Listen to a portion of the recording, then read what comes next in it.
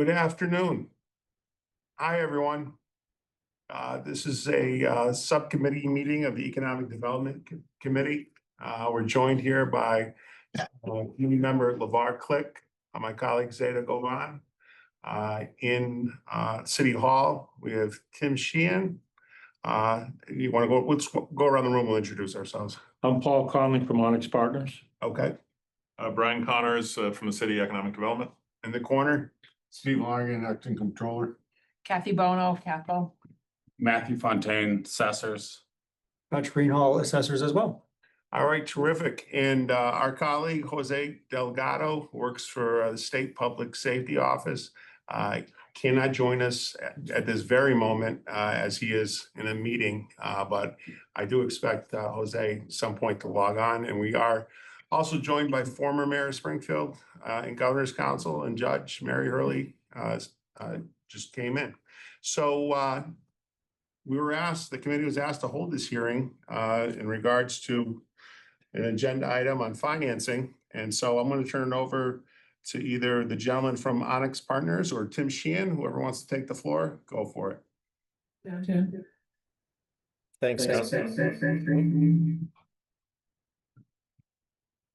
Thanks, Counselor. We're going to start with having David actually do an overview of where the project has been, where it is currently, and where it's going to, and give you highlights as to what the development ultimately is going to entail. So with that, I'll turn it over to David. Paul, I'm sorry. So Paul Conley, asset manager for Onyx Partners. Currently, we have 8 buildings in process of being built or constructed. We finished one phase, which is the site work, or actually we demoed the buildings, started the site work, currently doing the infrastructure for the site work, which is the utilities. We've actually got 5 buildings that have gone vertical. If you drive by the site, you maybe have seen the steel go up. We anticipate having the next phase completed, which would be a delivery to the tenants before the end of the summer. And all the tenants, most of the tenants' goal is to try and get open before Thanksgiving. And just what are for the general public, this is shown on television, what are the tenants that we expect, or you're expecting, you're hoping? It's fine. Unfortunately, we're under an NDA. Okay. But what I can tell you is some of these tenants have been in the paper. They're large, big box tenants. We've got some restaurants. We've got a lot of good soft goods users, which would be great for the city as far as a shoe store, a pet store, some craft store. But again, I can't do the exact name, but we got a healthy mix of good tenants that I think will be good for the city of Springfield. And just for the general public's understanding, your company is based out of where? Needham, Massachusetts. Needham. Okay. There's also on site a building that's dedicated to trying to get local Springfield businesses in there without naming anybody, but Terrific. Yeah, You can always we've use got that. one of the buildings vacant for now. It's got 16,000 square feet. And that was done intentionally to try and focus on bringing in local tenants. Terrific. Terrific. So no, I mean, we've all seen the construction. It's amazing what those guys are doing. They're up on this giant mound of fill, and Yes. There's no fear with those guys. They'll go right up there on a bulldozer and go right at it. So so that's a great update of where we're at. And Tim, are you looking to? I think Oh. Councilor Govan's got a question. I'm sorry. Hi, Zeta. Hi there, sorry about that. I know we don't see things when we're on virtual land sometimes. So thank you for having this meeting. I'm really excited about this development in my neighborhood. Regarding the vacant building for local businesses, I'm wondering if there might be a place or a way to have kind of like I was in, where was I? Maryland, and I saw this, it's a store that said oh God, it was like a pop-up shop. So you have vendors come in, like they do at like fairs and things like that, and set up a booth. Is that the kind of thing that you're looking to put in there? No, it'd be more of a permanent tenant. I Again, see. there'd be a storefront, they'd have a key to their store. And it would be, Mm-hmm. there, or would not be a pop-up store, it'd be a permanent I tenant, see. however long the Okay. lease, but that's what it would be. All right. Okay, thank you. That's all I had, Mr. Chair. Thank you. So, Mr. Chairman, if we could, now that we have an understanding of what the development entails, getting into the specifics as to the proposed diff and walking the committee through that. So the diff financing allows a municipality to establish funding for economic development that's derived from the development project itself. The funding streams achieved by setting up a process through which the municipality identifies and captures tax revenues that result from the new private investment in the diff area. The tax revenues are generated by the increases in the assessed value. That's the increment. And I think you'll hear this multiple times through the presentation. The increment is above and beyond what is currently being collected by the municipality on the site.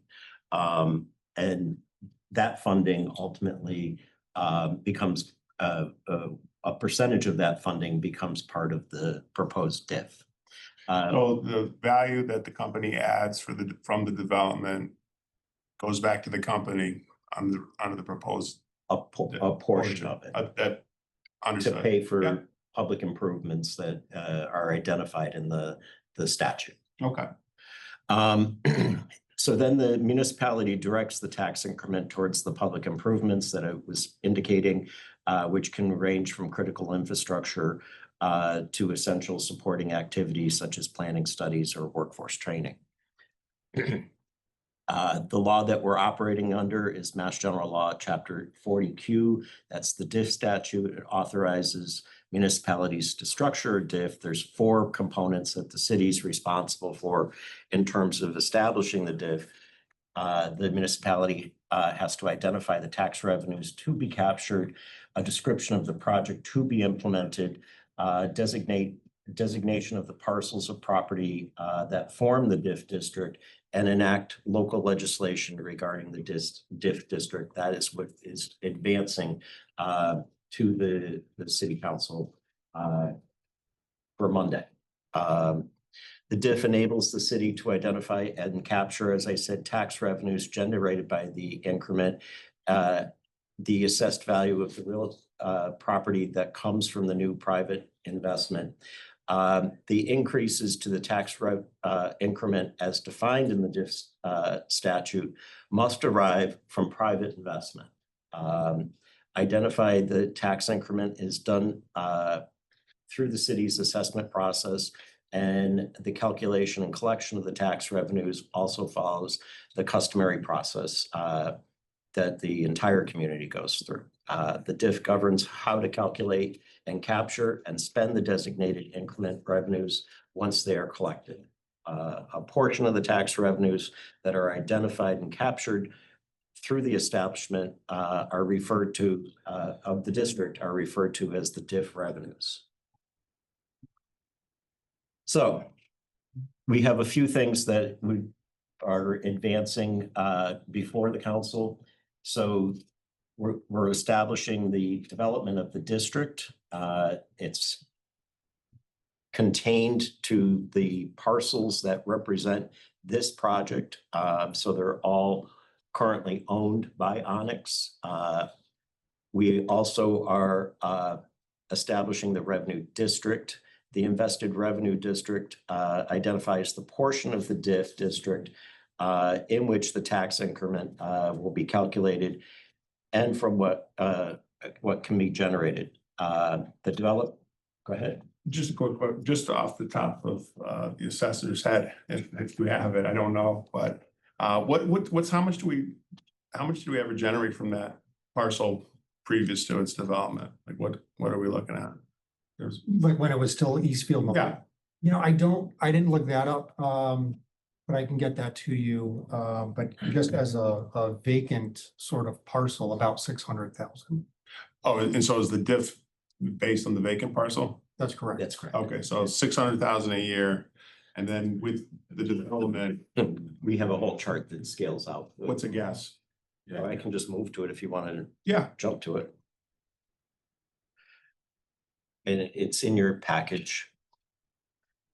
Do you guys have the chart? If you want to take, I don't have a copy of There it you go. either. so you don't have to look at the little screen. It's in the Here. Thank you.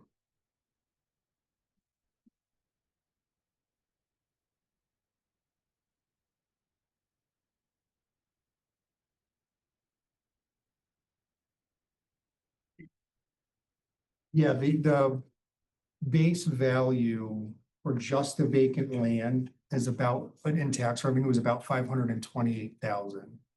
Now you're gonna see a slightly different number here for a base value because we are a June 30th community. So this is gonna be the values based on January 1st of 2025.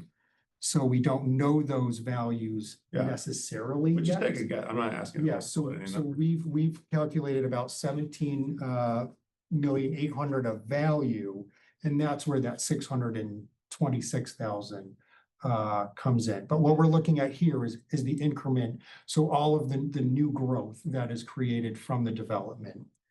And that will be about 59,200,000. And so we'll accrue, that's what you're assessing, the property. The increment. Okay, So the It's total the new would be growth. about, yes, total will be and so the about difference 77. between the 600,000 and your is what? Yeah, maybe it would be, it's kind of really hard to see It's on hard to here. see. I tried to blow it up as much as I Okay, could. yeah, That's the so number, I just wanted to have a, which number? how much will the developer gain from the diff? Okay, so on year one, it'll be about $1 million. So Okay, 1 that's the million, number I'm looking. 042, Okay, 512. and then on year 2, 3. It's gonna be a similar number dependent upon the tax rate. Okay, So we understood. use. So just about $1 million. Right, so we use this calculation based on the fiscal 25 commercial rate, which is 35.20. So we expect once fully developed that it gets $1.6 million as we would be. That's the revenue that would be generated if there was no diff, the city. Is 1.6? Yeah, 600,000, the base plus the million, right? Or am I incorrect? Million is a percentage of the full Yeah, new growth. it's only 50%. The new growth is going back as diff revenue. So the city's taking 50%, in terms of splitting the new growth, the city's taking 50% of that increment for itself. So we're gonna take 50% of the million? No, No, It's, do you wanna? Yeah, maybe I could clarify. sure. So if there was no diff, and I want to be clear, these are estimated Yeah, of course. values. If there's no diff, we're generating $600,000 from the property, in terms of property tax. You could, we're looking at the Yeah, chart yeah, here, yeah. roughly, let's say before. With it complete, it would be about 2,711,940, 2.7. That we're the city's getting paid. No, there's a total. Okay. I'm trying to clarify. that's the total increment. Less that would be the base value that's baked into this agreement. That the city's always getting. So we subtract that amount Okay, from the 2.7. And from there, we're left with about 2.1. Of that, 50% is going toward the city and 50% toward the diff. okay, So the million toward the diff and $1 million to the city, plus the underlying base value, which is the 6, the 7. Even the 6, we're splitting the difference. So we're keeping 6 and $1 million and giving them $1 million. understood. Okay, Not forever. Just for a No. limited number of years. Yes. Okay. Yeah, in terms of what is being proposed is that the diff provide the project roughly $8 million. And we're estimating that within year 7 or 8, they would ultimately accrue that $8 million. And then the city would then be taking all of the new growth. just a question, when the permits were issued by the council in the city to start the project. Why not ask for this then? Why wait now? Why not put, when you did the project, chose the council, why not do it all together? There's two issues with that. One is that we were looking at an alternative structure in terms of doing it as a TIF. But the issue was the monetization of the TIF, the way it's structured in Massachusetts, becomes virtually impossible. So we had to change and look at this more recently, and I want to say probably within the last 6-7 months, to focus on, could this actually be done as a diff? So I think there was a lack of clarity as to which structure we were going to be proposing to the council at the time they were going forward with the permit. Okay. But And this structure works much better for the developer's needs in terms of actually monetizing the tax benefit. okay, so you took a gamble a little bit.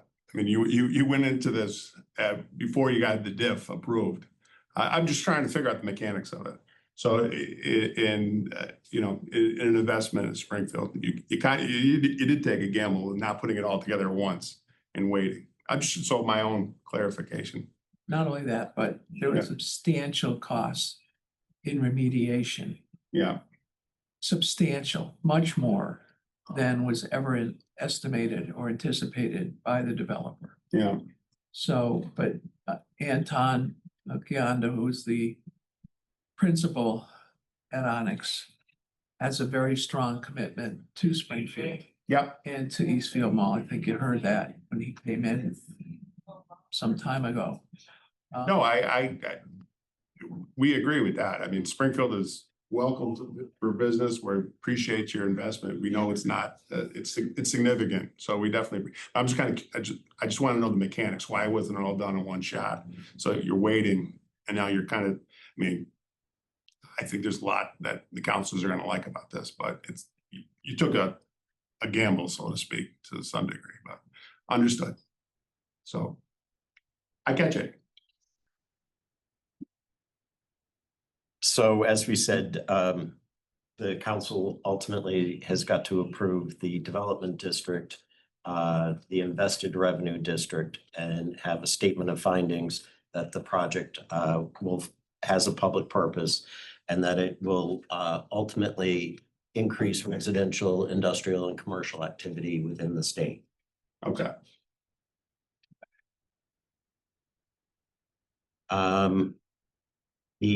As we indicated, the amount, the structure of this ultimately is that the diff revenue, the percentage, the 50%, would then go into a restricted account and ultimately be used to pay off bonds that would be issued by Mass Development.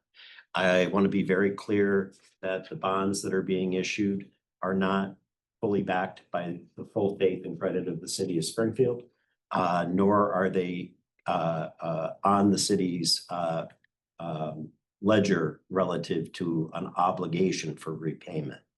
One of the issues with the diff is that the city only needs to pay that which is available in the diff revenue account to the bondholders. So if for some reason the tax revenue that's anticipated is not met, that's not an obligation to the city of Springfield to have to come up with that difference. Our obligation is only to provide back to the bondholders that which is available in the diff revenue account to pay back. I hope that's clear because that's a very important point for the city. So the $8 million, the funding is $3.2 million for demolition and abatement, $2.1 million for site preparation and earthwork, and $2.6 million for paving, for a total of $8 million. we went through the valuation analysis. I don't know if there's anything more you guys want to add on that. I could just add that the as completed value that you see at 77 million, that was derived from an income approach that we did. And then we also couple that information with surveys and our own opinion of value. This assumes that what gets built and what's valued is exactly what they've told us.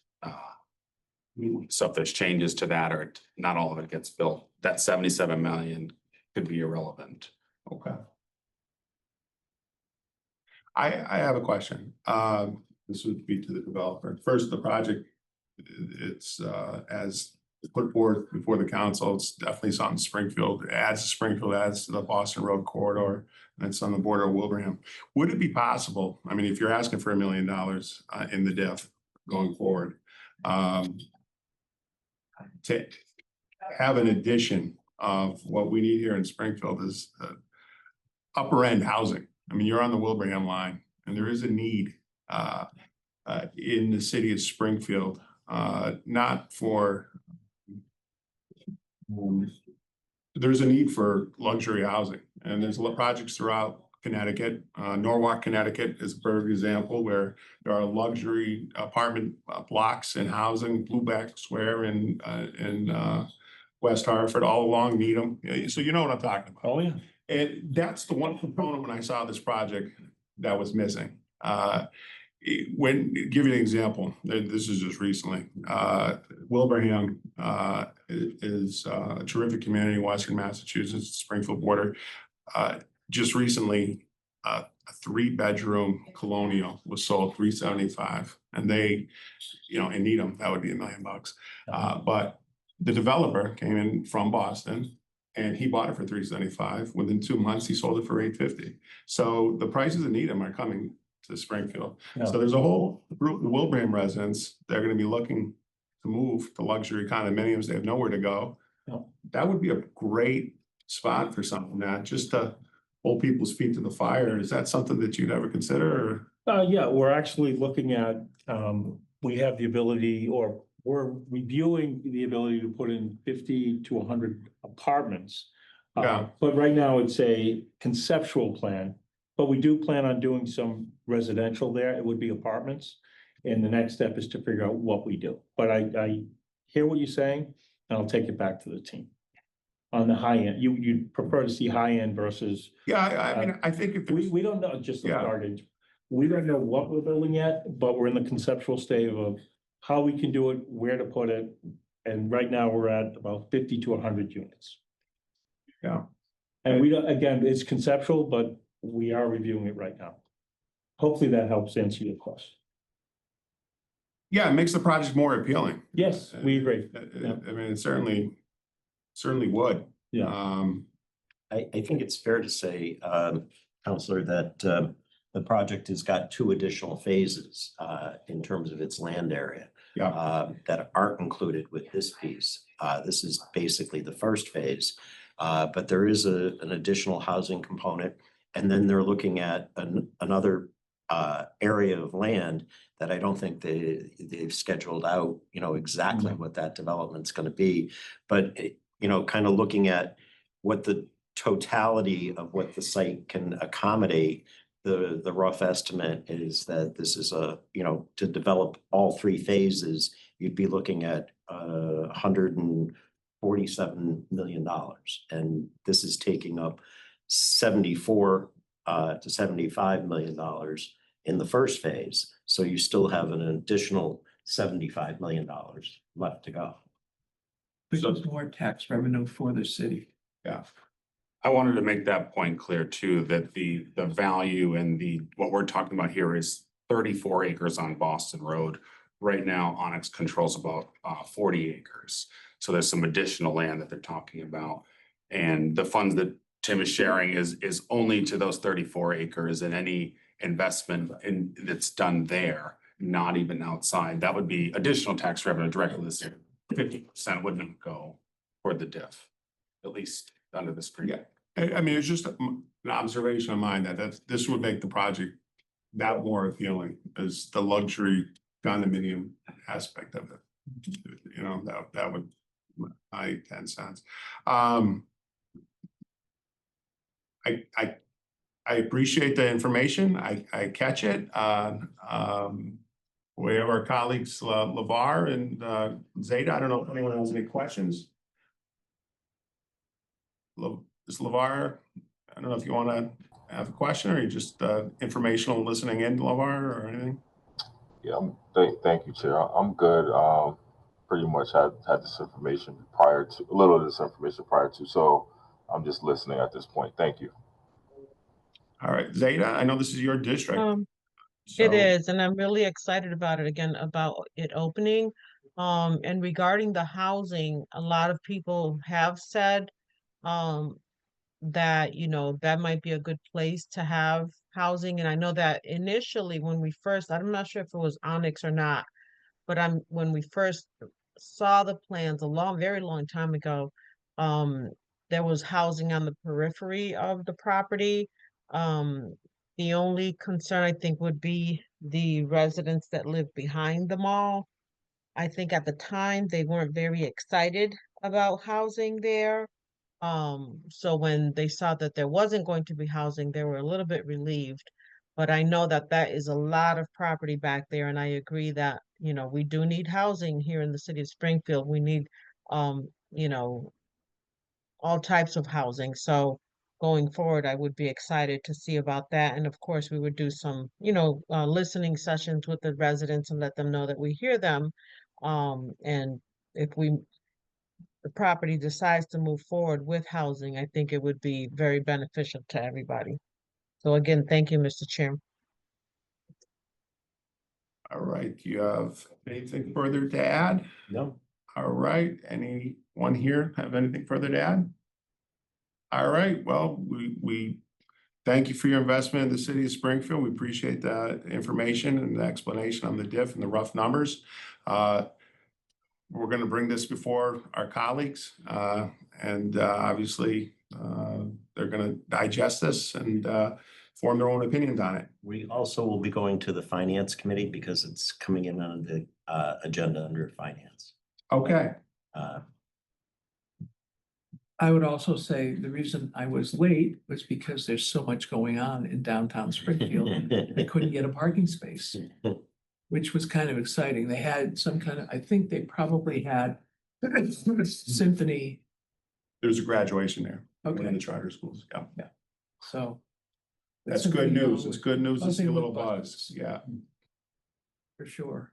So terrific. So with all that information, we thank all of our the folks here who have testified, and that will conclude this meeting. And so I now, without objection, adjourn the subcommittee meeting. Thank you all.